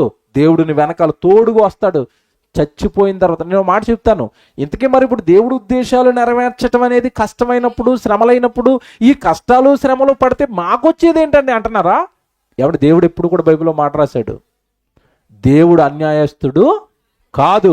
ఆయన మాటను పట్టుకుని, ఆయన ఉద్దేశాన్ని నువ్వు పట్టుకుని, ఆయన ఉద్దేశాలు నెరవేర్చడానికి నువ్వు కష్టాలు పడుతున్నప్పుడు నీకు అన్యాయం చేస్తాడా దేవుడు? చేస్తాడండి? ఏమన్నా మాట చెప్తాడు సభాముఖంగా. మాకు ఈరోజు నేను సేవెత్తుకున్న తర్వాత అండి, మీకు తెలియదు కదా నా జీవితం, రోడ్ల మీద ఎక్కువ ఉంటున్నాను, కార్లు ఎక్కువ ఉంటున్నాను, కుటుంబానికి దూరంగా ఎక్కువగా ఉంటున్నాను, ఎక్కడెక్కడో తిరుగుతున్నాను, సరైన తిండి ఉండదు, రకరకాల రోగాలు వెంటాడేస్తున్నాయి. అప్పుడే ఎంతకాలం బ్రతుకుతామో తెలియదండి. మా లైఫ్ మీద మాకు గ్యారంటీ లేదు, త్వరగా ముగిసిపోద్ది ఇది. ఈరోజు జీవితాలను ప్రేమిస్తున్నారు, ఎక్కువగా దేహాలను ప్రేమిస్తారు. ఆ ప్రేమ మాకు లేదు. అన్ని విడిచిపెట్టి శరీరం కృషించిపోతున్నా, శరీరంలోకి ఎన్ని భయంకరమైన రోగాలు వస్తున్నా, లేదండి దేవుడు పని మాత్రం ఆపం, సేవ మాత్రం ఆపమని తిరుగుతున్నాం. ఇప్పుడు నేను నా దేవుడు సన్నిధిలో ఉన్నాను, దేవుడు వింటున్నాడు ఈ మాట. నేను ఇప్పుడు ఇవన్నీ వదులుకొని, సుఖాలు, సంతోషాలు, ఆనందాలు అన్ని వదులుకొని దేవుడు అని పరిగెడితే దేవుడు నాకు అన్యాయం చేస్తాడా? మీరు చెప్పండి. చేయడండి. ఇప్పుడు మీరు ఆనందపడిపోయి ఒక మాట చూపిస్తాను బైబిల్లో. కీర్తనల గ్రంథం తీయండి, 18వ అధ్యాయం. కీర్తనల గ్రంథం 18వ అధ్యాయం 27వ వచనం చూద్దామా? కీర్తనల గ్రంథం 18వ అధ్యాయం 27వ వచనం. శ్రమపడు వారిని నీవు రక్షించెదవు, గర్విష్ఠులకు విరోధివై వానిని అణిచివేసుదువు. పై మాట చూడండి, పై మాట ఏమనుందండి అక్కడ? శ్రమపడు వారిని రక్షిస్తావు. కొడుకా శ్రమ పడుతున్నావా? కుమార్తె నా కోసం శ్రమ పడుతున్నావా? దేవుడు వాక్యం దగ్గరకు వస్తుంటే నేను ఎవరో బాధ పెడుతున్నారా? వాళ్ళు బాధ పెడుతున్నా సరే దేవుడి దగ్గరకు వస్తున్నావా? ప్రార్థనలు చేసుకుంటున్నావా? ఎవరో నిందిస్తున్నారా? నిన్ను దేవుడి దగ్గరకు వస్తున్నందుకు ఆ నిందలు భరిస్తున్నావా? నిన్ను ఎవరో మాటలు అంటున్నారా? ఆ మాటలు కాస్తున్నావా దేవుడి కోసం? నా కోసం ఇన్ని శ్రమలు పడుతున్నావా, ఇన్ని కష్టాలు పడుతున్నావా? అయితే నేను నిన్ను తప్పక ఏం చేస్తానంటున్నాడు? రక్షిస్తాను. ఇది అండర్లైన్ చేయండి. ఆ రక్షణ అంటే ఏంటనుకున్నారు? నిత్య జీవంలోనికి నేను నిన్ను తీసుకుంటాను. బాగా వినాలి, బాగా వినాలి. ఇక్కడ విషయం ఉంది. ఇక్కడ నువ్వు భూమి మీద కన్నీళ్లు గార్చావు గనక, నువ్వు భూమి మీద భయంకరమైన రోగం, నిన్ను శరీరం బాధ పెడుతున్నా దేవుడు అనుకుంటా నా ఇష్టాన్ని, నా ఉద్దేశాన్ని నువ్వు నెరవేర్చావు గనక నేను నిన్ను రక్షిస్తాను. అంటే అర్థం ఏంటనుకున్నా? రక్షణ అంటే ఏంటి? రక్షణ అంటే ఏంటి? ఇంతకాలం మీకు తెలిసి ఉండదు. ఈరోజు మంచి బిట్టు చెప్తున్నాడు దేవుడు మీతో, బాగా బుర్రకెక్కించుకోండి. రక్షించటం అంటే ఏంటి అనుకుంటున్నారు? దగ్గరికి తీసుకుంటాను కొడుకా. దగ్గరికి తీసుకొని నువ్వు పడిన ప్రతి కష్టాన్ని తిరిగి మరలా నీకు గుర్తు చేస్తూ, నువ్వు పడిన కష్టాలన్నిటిని బట్టి పొంగిపోయి ఆనందపడిపోయి జీవితంలోకి మరలా నీకు అలాంటి కష్టాలు రాకుండా శాశ్వతంగా నిన్ను నెమ్మది సుఖంలోనికి తీసుకెళ్ళిపోతాను కొడుక. అది రక్షించటం అంటే. ప్రకటన గ్రంథం తీయండి, ముగించేస్తాను ఇక.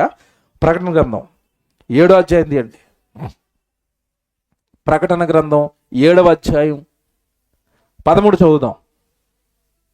ప్రకటన గ్రంథం 7వ అధ్యాయం 13వ వచనం.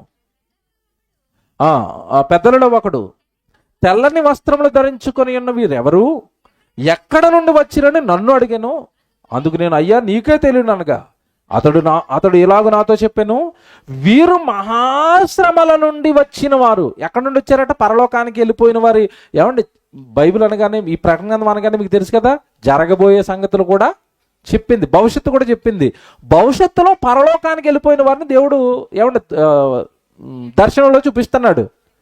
దర్శనంలో యోహాను గారికి చూపిస్తున్నప్పుడు యోహాను గారు అడుగుతున్నారు ఆ పెద్దల్లో ఒక ఆయన్ని, అయ్యా నువ్వు పరలోకానికి వీళ్ళందరూ వచ్చేసారు కదా, వీళ్ళు ఎక్కడి నుండి వచ్చేసారు అని అడగానే, అయ్యా నాకేం తెలుసు అయ్యా, మీకే తెలుసు కదా అయ్యా అంటే, అప్పుడు పెద్దల్లో ఒకడు దూత చెప్తున్నారు ఈయనకి. ఏమని చెప్తున్నారు? వీరు మహాశ్రమల నుండి ఎక్కడికి వెళ్ళారు ఇప్పుడు? మహాశ్రమలు ఎక్కడ పడ్డారు వీళ్ళు? భూమి మీద. ఈ మహాశ్రమలు ఎందుకు పడ్డారు? దేవుని ఉద్దేశాలు నెరవేర్చడానికి. మీరు పట్టుకోవాలి, ఇది దేవుడు ఉద్దేశాలు నెరవేర్చడానికి యేసుక్రీస్తుల వారు శ్రమపడ్డట్టుగా, అపోస్తులు శ్రమపడ్డట్టుగా, తొలి శతాబ్దంలో ఉన్న సంఘం శ్రమపడ్డట్టుగా, స్టెఫను గారు కానీ మిగతా భక్తులందరూ, ప్రవక్తలందరూ శ్రమపడినట్టుగా శ్రమ పడితే వీరు మహాశ్రమల్లో నుండి ఎక్కడికి వెళ్ళిపోయారట? పరలోకానికి వెళ్ళిపోయారు. ఇప్పుడు దేవుడు ఏమంటున్నాడు చూడండి, వీరు మహాశ్రమల నుండి వచ్చిన వారు గొర్రెపిల్ల రక్తముతో తమ వస్త్రములను ఉదుకుకొని వాటి తెలుపు చేసుకుని, ఈ పదం అండర్లైన్ చేయండి, అందువలన అంటే భూమి మీద దేవుని ఉద్దేశాలు నెరవేర్చడానికి మహాశ్రమలు పడ్డారు కనుక అందువలన వారు దేవుని సింహాసనము ఎదుట ఉండి రాత్రింబగళ్ళు ఆయన ఆలయములలో ఎక్కడ ఉండిపోతారట? రాత్రింబగళ్ళు ఆయన ఆలయంలో ఉండిపోతారు. ఎదురుగ్గా దేవుడు ఉంటాడండి, కళ్ళ ముందు వెళ్ళుంటారండి. ఎవరుంటారు? ఆ ప్లేస్ ఎవరికి ఇస్తానంటున్నాడు? శ్రమ పడిన వారు ఎల్లప్పుడూ నా ఎదుట, నా సింహాసనం ఎదుట ఉంటారు.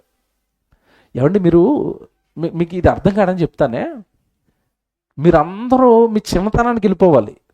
చిన్నతనం అంటే మీరు ఒక 3 సంవత్సరాలు లేదా 4 సంవత్సరాలు 5 సంవత్సరాల వయసుకి వెళ్ళిపోవాలి. ఆ వయసులోనండి మనం కష్టపడలేం, అంటే పెద్దవి ఏమి చేయలేం. పెద్ద ఏదైనా బరువు ఎత్తాలంటే ఎత్తలేం. ఏదన్నా తీసుకుని తినాలంటే అది మనకు అందదు, పైన ఉంటుంది, అమ్మ పైన ఎత్త ఉంటుంది, తీసుకుని తినలేం. ఏదైనా చేద్దామంటే చేయలేం. ఆ టైంలో మన వెనకాల ఒక ఆయన ఉంటాడు. ఎవరు? నాన్న. చిన్నప్పుడు ప్రతి చిన్నోడికినండి వాళ్ళ నాన్న ఒక పెద్ద హీరో. ఎందుకు హీరో అంటే వీడు చెయ్యలేనివన్నీ కూడా ఎవరి వలన చేయగలుగుతాడు? నాన్న చేస్తాడు, పక్కనే ఉంటాడు. డాడీ నాకు అది కావాలి డాడీ అంటాడు. కొనుక్కుని ఆడికి తినాలనిపిస్తుంది. తినడానికి వీడి దగ్గర డబ్బులు ఉంటాయా? డబ్బులు ఎవరి దగ్గర ఉంటాయి? నాన్న వెంటనే అంటాడు, వీడు పదరా, నువ్వు కోరుకున్న తర్వాత ఎందుకు వదిలేస్తాను కొడుక, జేబులో తీస్తాడు, డబ్బులు చక్కగా కొనేస్తాడు, తింటాడు. అంటే ఇప్పుడు అది వాడు దాన్ని తినగలుగుతున్నాడన్నా, వాడు దాన్ని అనుభవించగలుగుతున్నాడన్నా వెనకాల ఎవరున్నారు? నాన్న. అంటే వీడు మధులో ఒకటి పడిపోతప్పుడు, నాకేది కావాలన్నా, నాకు కష్టం రాకూడదన్నా, నాకు ఏ శ్రమ రాకూడదన్నా, ఏ ఇబ్బంది రాకూడదన్నా నేను ఎవరి వెనకాల ఉండాలి? ఇప్పుడు నాన్న. ముందు ఎవరు ఉండాలి? మా నాన్న. వీడు పొరపాటున ఎవరినైనా కొట్టేసి వచ్చాడు అనుకోండి, పరిగెట్టుకెళ్ళి ఎవరి వెనకాల నిలబడతాడు? వాళ్ళ నాన్న వెనకాల. ఎందుకు నిలబడ్డాడు? నాన్న ముందు నిలబడితే ఏ కష్టము మా నాన్నను దాటుకుని నా మీదకి రాదు. ఇది మీకు అర్థమైందా?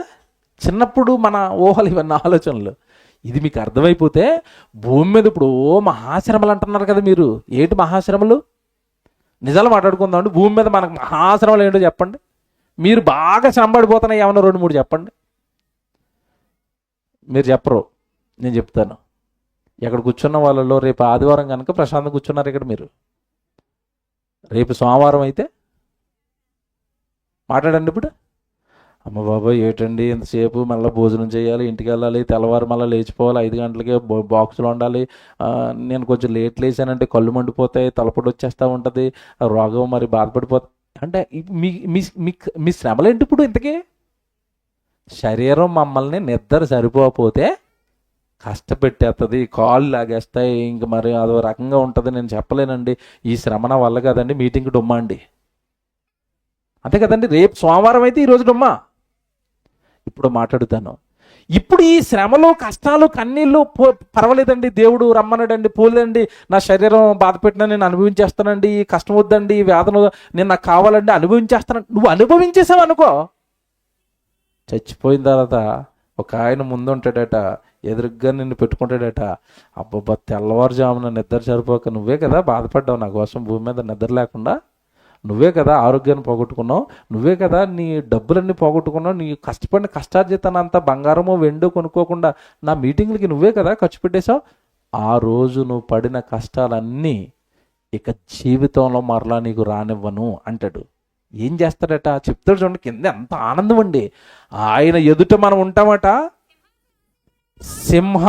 సింహాసనం మీద ఆసీనుడైన వాడు తానే తన గుడారము వాని మీద కప్పును, దేవుని గుడారం కప్పేస్తారట మన మీద. వారికి ఇక మీదట ఆకలి అయినను అండర్లైన్ చేయండి. ఏముండదట, ఇక మనకి ఏమి లేకుండా చేసేస్తారట. ఈరోజు మనుషులు భూమి మీద అష్ట కష్టాలు పడుతున్నది దేనికోసం చెప్పాలి ఒక్క మాటలో, కోటి విద్యలు కడుపు కోసమే. ఆ కడుపుకి ఆకలే లేకపోతే ఉద్యోగానికి వెళ్తానని వాళ్ళు చేయొద్దండి. ఇక్కడ మీకు ఆకలి లేకపోతే మీరు ఉద్యోగానికి వెళ్తారా? ఉద్యోగాలకు ఎందుకు వెళ్తున్నారు చెప్పండి? ఆకలి. దేవుడి దగ్గరికి వెళ్తే మొట్టమొదటి ఏం లేకుండా చేస్తారట. ఇక ఆకలి లేదు. ఆకలి లేనప్పుడు పనికి వెళ్ళాలా? పనికి వెళ్ళలేనప్పుడు శరీరానికి ఏమైనా కష్టం వస్తుందా? దేహానికి ఏమైనా కష్టం వస్తుందా? నీ జీవితంలో కష్టాలు లేకుండా చేస్తాను కొడుక. భూమి మీద ఎందుకంటే అప్పుడప్పుడు ఆకలితో ఉన్నావు కదా, మొత్తం ఆకలి లేకుండా చేస్తాను అన్నాడు. ఎలాగుంది ఇది? భూమి మీద అప్పుడప్పుడు నీ దేహం నలిగిపోయింది కదా నా కోసం, ఆ దేహానికి ఇక శ్రమ రానివ్వను అన్నాడు. చదువుతారా కిందకి?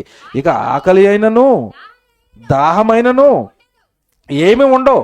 తర్వాత సూర్యుని ఎండ అయినను ఏ వడగాలి అయినను వారికి తగలదు. పొద్దున్న ఎండలో పని చేస్తుంటే ఎలాగుంది? చాలా మంది ఎండలో పని చేస్తారండి. ఎలాగుంటుంది ఎండలో పని చేస్తుంటే? ఎంత వేడి, ఎంత కష్టం అండి. ఇవేవి నీకు లేకుండా చేస్తాను. పిల్లరా, టైం అయింది, మీరు ఆలోచించుకోండి ఇదంతా. అంటే దేవుడు ఉద్దేశాలు కనుక భూమి మీద నెరవేరుస్తున్నప్పుడు నీకు కష్టాలు, శ్రమలు ఎదురైతే, శ్రమ ఎదురైనా పర్వాలేదు నన్ను కష్టాలు అనుభవిస్తానంటే, చచ్చిపోయిన తర్వాత నీకు ఏం లేకుండా చేస్తాడట? శ్రమ పడిన వాడిని నేనేం చేస్తాను? రక్షిస్తాను. అంటే కంప్లీట్గా ఆ శ్రమలు నీకు లేకుండా చేస్తాను. అంతే కదండి. మీరు ఎవరి దగ్గరికి ఉద్యోగానికి వెళ్ళారనుకోండి, ఉద్యోగానికి వెళ్ళినప్పుడు అయ్యా మా ఇంట్లో మా అమ్మ పేషెంట్ అయ్యా, మరి నెలకి డబ్బులు అయిపోతున్నాయి, మా కిరాణా బిల్లు ఉంది, మా చెల్లికి పెళ్లి చేయాలి, ఈ కష్టాలన్నీ నువ్వు ఉద్యోగం ఇచ్చి ఆయనకి చెప్పుకున్నావు అనుకోండి, విని విని విని విని విని విని వాడు ఎలాగేస్తాడు అంటే, మొత్తం మీద నీ కష్టాలన్నిట్లో నుండి నేను ఇప్పుడు ఏం చేయగలను? విడిపించగలనా? రక్షించగలనా? అంటే ఇప్పుడు నేను ఉద్యోగం ఇస్తే నీకు ఈ కష్టాలన్నీ పోతాయి. అయితే నాదో కండిషన్ అంటాడు. ఏంటి కండిషను? 3 సంవత్సరాలు బాండ్ రాస్తే తీసుకుంటాను అంటాడు. అయిపోయిందా? అంటే ఇప్పుడు అక్కడ టెంప్ట్ అయిపోయాం. నేను విడిపించేస్తాను, నీ కష్టాలన్నీ పోతాయి, నీకు నెలకి 50,000 జీతం అంటాడు. అంతే. వినగానే ఈ మాటలన్నీ వినగానండి, అమ్మయ్యా రేపటి నుంచి నాకు ఇంకేముండవు, కష్టాలు ఉద్యోగం ఇచ్చేస్తాను అంటున్నాడు కదా. చివరిలో చిన్న మెలికెడతాడు. 3 సంవత్సరాలు నా కంపెనీలోనే పనిచేస్తానంటే ఈ ఉద్యోగం నేను నీకు ఇస్తాను అంటే, ఆ మాటలు వింటున్నప్పుడు అండి ఆ వ్యక్తిని చూడగానే మొత్తం మీద నా కష్టాలన్నింటిలో నుండి ఇతను నన్ను ఏం చేస్తాడు? రక్షిస్తాడు. భూమి మీద ఎంతకాలం రక్షించగలడండి బాస్ మనల్ని? ఎంతకాలం రక్షిస్తాడు? చిన్న జీవితం కదండి. ఎవరైనా మనల్ని రక్షించేది కొద్ది కాలం అండి. తిండి పెట్టి, బట్ట పెట్టి, మిగతావన్నీ ఇచ్చి. శాశ్వతంగా నిన్ను రక్షించేవాడు మాత్రం దేవుడు. కానీ ఆయన ఎవరిని రక్షిస్తానంటున్నాడు? ఆయన ఒక కండిషన్ పెట్టాడు అక్కడ. ఇగో ఇప్పుడు నువ్వు 3 సంవత్సరాలు నాకు బాండ్ రాస్తేనే ఉద్యోగం ఇస్తాను, నిన్ను రక్షిస్తానని ఇతను ఎలా కడతాడో కండిషను, ఆయన కండిషన్ పెట్టాడు. ఏంటి కండిషను? భూమి మీద ఉండగా నువ్వు నా ఉద్దేశాలు తెలుసుకోవాలి. ఆ ఉద్దేశాలు నెరవేరుస్తున్నప్పుడు నీకు ఏమొస్తాయి? శ్రమలు వస్తాయి. ఆ శ్రమలన్నిటిని భరిస్తే శ్రమ పడిన వారిని నేనేం చేస్తాను? రక్షిస్తాను. రక్షించి ఏం చేస్తాను? రక్షించడం అంటే ఆ శ్రమలన్నిట్లు నీకు లేకుండా శాశ్వతంగా నీకు నేను దూరం చేసేస్తాను అన్నాడు. నేను ఒక మాట అడుగుతున్నానండి, ఆకలి లేకుండా శాశ్వతంగా దూరం చేయగలడు భూమి మీద ఉన్న ఏ మనిషి అయినా, ఏ ఉద్యోగమైనా, ఏ సంపద అయినా, ఏ ఆస్తి అయినా చేయగలదా? ఒక్క మాటలో చెప్పాలంటే, అసలు నీకు జీవితంలో బాధ అన్నది నీకు తెలియకుండా చేస్తానన్నాడు దేవుడు. బాధ, ఆకలి లేదు, దాహం లేదు, సూర్యుడు ఎండ లేదు, చలి లేదు, ఇంకేమీ లేదు అంటే కంప్లీట్గా ఒక్క మాటలో చెప్పాలంటే నీకు కష్టము, శ్రమ, బాధ అన్నది నీ జీవితానికి రాకుండా చేస్తానన్నాడు. ఇంతకు మించిన రక్షణ ఏదైనా ఉంటుందండి? కానీ ఇవన్నీ ఎవరికట? శ్రమ పడిన వారికి. మీ అందరికీ తెలుసు, నాకు తెలిసి నేను టైటిల్ పెట్టినప్పుడు అదే అనుకుంటుంటారు మీరు. దేవుని ఉద్దేశాలు తెలుసుకున్నావంటే ఒక ఆయన భక్తుడి గురించి చెప్పాడు ఈ మాట దేవుడు. ఎవరి గురించి? దావీదు గురించి చెప్పాడు. దావీదు నా ఇష్టానుసారుడైన మనుషుడు, అతడు నా ఉద్దేశాలన్నీ నెరవేర్చాడట. ఒక్క మాట అడుగుతానండి, ఇప్పుడు దేవుడు ఉద్దేశాలు నెరవేర్చడానికి దావీదుకి కష్టాలు రాలేదా? ఎన్నొచ్చాయి? ఎన్ని శ్రమలండి, ఎన్ని కష్టాలండి. చిన్న వయసులో కత్తట్టుకుని ఏమంటే ఆయన మీదకి వెళ్ళమంటున్నారు. ఎవరి మీదకి? గొలియాతు మీదకి. నేను కత్తిరట్టుకుని నేను ఎక్కడ వెళ్తాను ఆయన? వాడేమో యుద్ధశీరుడు, నాకు అసలు యుద్ధానికి వేసుకున్న డ్రెస్ కూడా సరిపోవట్లేదు. అప్పుడు ఏం పట్టుకుని వెళ్ళాడు? రాళ్ళు ముక్కలు ఏమంటే ఒడిసెలతో వెళ్ళి అవతల వాడిని కొట్టి తల నరికి పట్టుకుని వచ్చేసాడు. ఎవరు? దావీదు ఏ వయసులో చేశాడు దేవుడి కోసం యుద్ధం? ఎప్పటి నుంచి అండి? చిన్న వయసు నుండి. అక్కడ నుండి అలాగ వచ్చిన తర్వాత ఏమంటే చక్కగా దేవుడు అది మెచ్చి రాజుగా నియమించిన తర్వాత సౌలు ఊరుకున్నాడా? ఎన్నిసార్లు చంపాలని ప్రయత్నించాడండి, ఎన్నిసార్లు తప్పించుకున్నాడండి, ఎన్నిసార్లు కొండల్లోకి అడవుల్లోకి పారిపోయాడండి. ఇందాక మాట చెప్పాను మీకు యేసు ప్రభు గురించి. సొంత ఇంటిని విడిచి నా చంపుతానన్న వాళ్ళ దగ్గర సువార్త అట్టుకుని వెళ్తే యేసు ప్రభు అండి ఆ రోజు, ఏమంటే దావీదు గారు అండి ఆ రోజు దేవుడు రాజుగా నియమించిన తర్వాత సౌలు చంపుతానంటే అడవుల్లో ఉండేవాడండి, కొండల్లో పడుకునేవాడండి. అది ఎంత కష్టం అండి. ఆ శ్రమలు ఆ కష్టాలు దావీదు ఎవరి కోసం అనుభవిస్తున్నాడు? దేనికోసం అనుభవిస్తున్నాడు? దేవుని ఉద్దేశం. రాజుగా నేను వాళ్ళ మీద ఉండి పరిపాలన చెయ్యాలి అన్నాడు కనుక నా ప్రాణాన్ని నేను కాపాడుకోవాలి అంటే ఈ శ్రమలన్నీ నేను ఏం చేయాలి? అనుభవించాలి. గుడి కడతానన్నాడు, ఆ గుడి విషయంలో ఎన్ని శ్రమలు పడ్డాడో మీకు తెలియదు కాదు.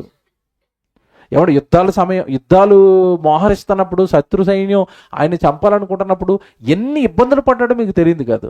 ఒక పక్క సౌలు తరుముతున్నప్పుడు సౌలు దొరికేశాడు చాలాసార్లు. బలాఢ్యుడు దావీదు, కత్తి పడితే 10,000 మందిని నరకగలిగిన వాడు. కత్తి పడితే 10,000 మందిని నరికేసిన దావీదు ఎదురుగ్గా శత్రువు ఉన్నా సరే నరకడానికి లేదు. అది ఎంత పెద్ద కష్టమో చెప్పండి. మీకు బాగా లోతుకెళ్ళి ఆలోచిస్తానండి. చంపుతానని శత్రువు దొరికినా సరే చంపకూడదు. మనసుకి ఎంత కష్టంగా ఉంటుంది అది. మీకు అర్థం కాని చెప్తాను. ఇంట్లోకి పాము వచ్చేసింది ఇలాగా కాటేయడానికి, కుదరదు. పామును కొట్టకూడదు, నువ్వు అలాగే చూడాలన్నారు అనుకోండి, ఎలాగ ఉంటుంది మనకి? ఇదేట్రా ఇది నన్ను చంపడానికి పోతే కొట్టద్దు అంటున్నారు, కుదరదు, కొట్టకూడదు అన్నారు అనుకోండి. ఈ సౌలేమో తరుగుతూ ఉంటే దేవుడు మాట ఆయనకు అడ్డొస్తుంది. అభిషేకింపబడిన వాడు కదా సౌలు, నువ్వు ఎలా చంపుతావయ్యా దావీదు? దేవుడు మాట అడ్డొస్తుంది. అమ్మ బాబాయ్ తను నేను చంపనండి ఎవరిని. అది మానసిక కష్టం కదండి. ఎంత కష్టంగా ఉంటుంది అది. ఈ కష్టాలు శ్రమలు బాధలు ఎవరి ఉద్దేశాలు నెరవేర్చడానికి 2 నిమిషాలు పనండి సౌలుని చంపటం. చంపేశాడు అనుకోండి, దావీదు గురించి దేవుడు ఏమని రాసేవాడు తెలుసా? నా ఉద్దేశాలు దావీదు నెరవేర్చలేదు, అభిషేకింపబడిని చంపేశాడు. ఏమి దావీదు అయ్యా నేను తీసేస్తున్నాను రాజుగా అంటాడు. దీని పని అయిపోద్ది మళ్ళీ. కనుక కొన్ని సందర్భాల్లో దేవుడు ఉద్దేశాలు నెరవేర్చడానికి మనం కొంతమంది దగ్గర తగ్గవలసి ఉంటుంది. మళ్ళా చెప్తున్నాను, తగ్గిపోండి, తగ్గండి, తప్పేమి లేదు. అలా తగ్గటం వలన ఎవరి ఉద్దేశాలు నెరవేరుతాయి? దేవుని ఉద్దేశాలు. నేను ప్రాక్టికల్గా చెప్తున్నానండి. ఇది నేను చాలా సందర్భాల్లో ఇదే ఆలోచిస్తున్నాను. మనం తగ్గిపోతే దేవుడి ఉద్దేశాలు నెరవేరుతాయి. కనుక రాత్రి బాగా అర్థమైంది అనుకుంటున్నాను. దేవుని ఉద్దేశాలు తెలుసుకున్నావా? ఒకవేళ తెలుసుకున్న వాటిని నీ జీవితంలో ముందుకు తీసుకెళ్ళడానికి ఒక దావీదు గారిలాగా, లేదంటే ఒక యేసుక్రీస్తుల వారిలాగా, ఒక పౌలు గారిలాగా ఏమైనా శ్రమలో నువ్వు పడుతున్నావా? ఆ శ్రమ పడితేనే కరెక్ట్గా దేవుడి ఉద్దేశం అనేది నీకు అర్థమైంది. లేదా పైన వేషధారణ కూడిన భక్త దేవుడు అంటాడు, నా దగ్గరికి వచ్చావు కానీ నా ఉద్దేశాలు నువ్వు తెలుసుకోలేదు అంటాడు. ప్రార్థన చేసుకుందాం.